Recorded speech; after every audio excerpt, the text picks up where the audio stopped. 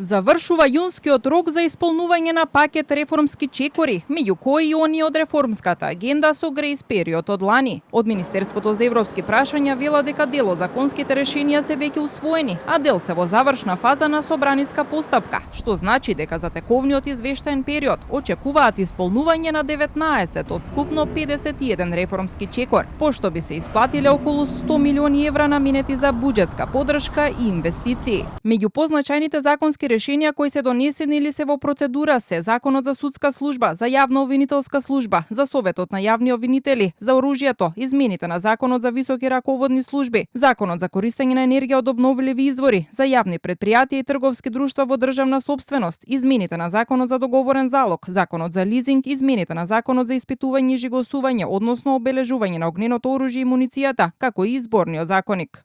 Од Министерството посочуваат дека најголем предизвик во моментов представува донесувањето на изборниот законник, кој што деновиве ја зовре собраниската атмосфера. Како реформски чекор, тој има финансиска вредност од над 4 милиони евра, а е со грејс период од лани. Дел од аналитичарите пак потенцираат дека со оглед на тоа што конечната оценка не само за исполнетоста, туку и за квалитетот на реформските чекори ја носи Европската комисија. Постои можност некои од реформските закони да бидат вратени на доработка. Голема е веројатноста затоа што имаше и претходно таков случај и мислам дека ќе се развлекува ова се до крајот на 27-та година. Се што се однесува на јавната администрација, на судството, транспарентноста на судството и на дигитализацијата. Околу судскиот совет, исполнување на препораките на ГРЕКО, доста делови од дигитализацијата се уште заостануваат. Навистина ќе зависи од тоа каква ќе биде оценката на Европската комисија.